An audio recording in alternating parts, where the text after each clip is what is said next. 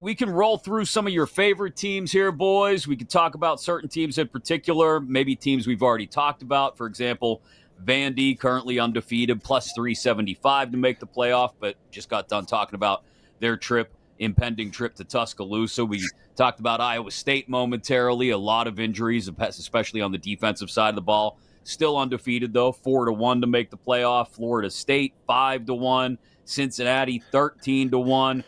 If there's a long shot playoff team that you like right now, Choppy, give me one. Well, I'll tell you, I'm not going to throw Vandy in there, and I'll tell you why. Like it's been a great story, but they have 3 road games left: at Alabama, at Texas, at Tennessee. They also have home games with LSU and Missouri. That's brutal. That might be one of the worst schedules in the country in terms of difficulty. That is awful. Like, I feel really bad for Vandy fans. So, I would throw Vandy kind of out of there in terms of, a long shot. TCU, Florida State, those were teams that I think you could throw in the long shot category at this point, because I think Florida State's going to wind up finding a way,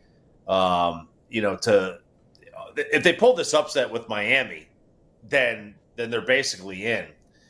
But your upset champions to win the Natty, it just doesn't exist. It doesn't exist. College football doesn't lend itself to that. There are about 15 to 18 teams that have a realistic chance of making the playoff. There's probably only 3 or 4 of them that have a realistic chance of making the national championship and winning the national championship, and that's part of the problem.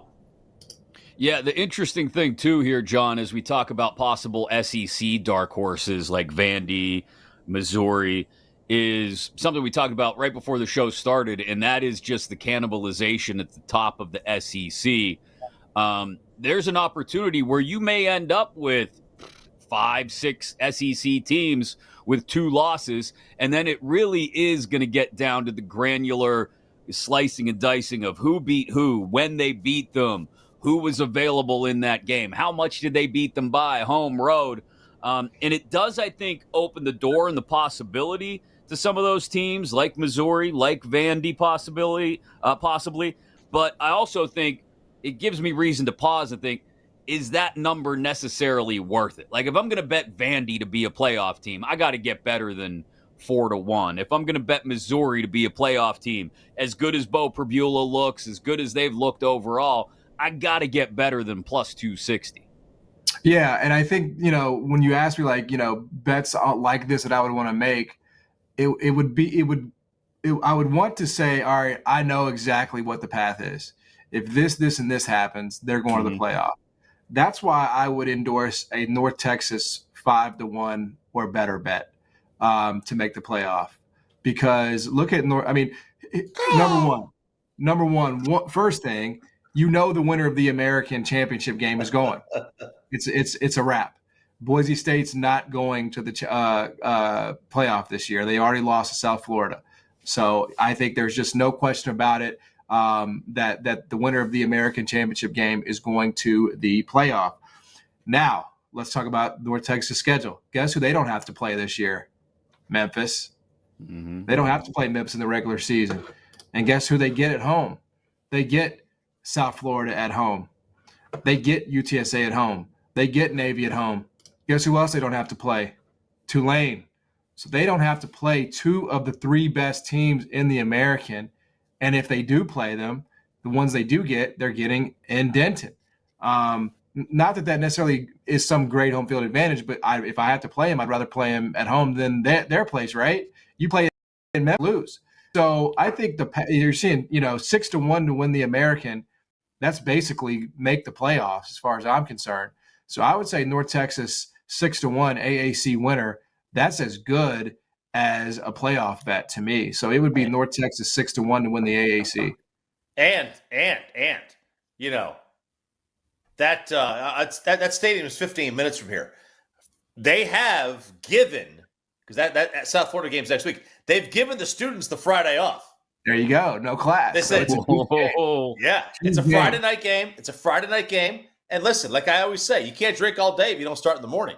So they're going to be going. They're going to be ready to go, baby. This is going to be fun. This kid Mestamaker, this kid Mestamaker for them is freaking awesome. And this quarterback, I mean, and again, basically, to me, it's like it comes down to one game. Whereas, like, you know, with Missouri and Vandy and all these other teams, like you're trying to kind of figure it out.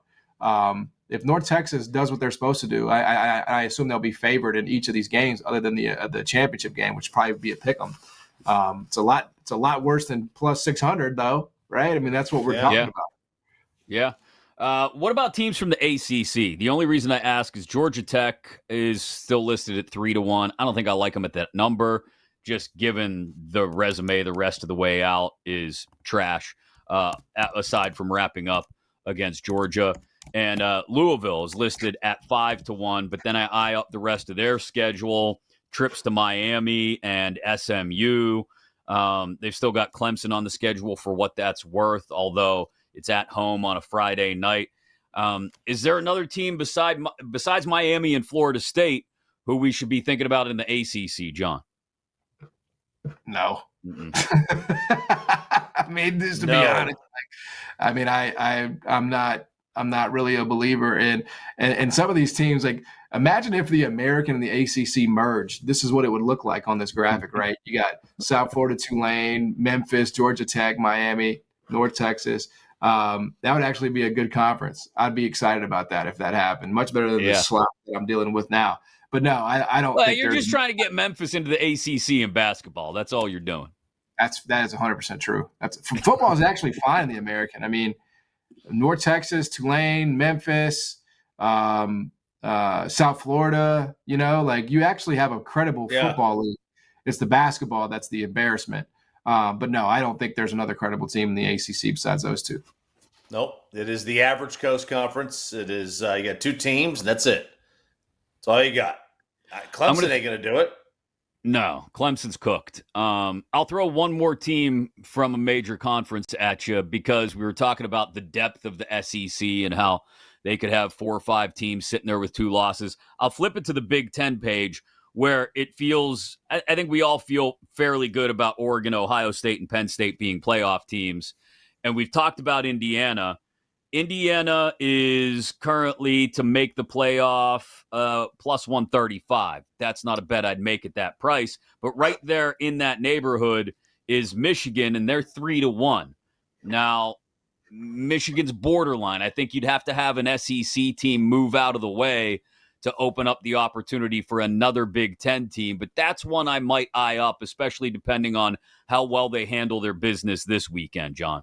Yeah, I mean, it makes sense. I mean, I think they have a lot of the ingredients that, you know, if you're getting a jump from the quarterback and if he's the prospect that he's looked like at times this year, then, you know, defensively the floor is going to be, you know, high enough. So I think that absolutely makes sense, especially, you know, in the 4 figures. Man, that is one of the easiest schedules for a Big Ten team I've seen. Mm-hmm. That is, I mean, they got Wisconsin at USC, Washington at Michigan State, Purdue at Northwestern, at Maryland, Ohio State at home.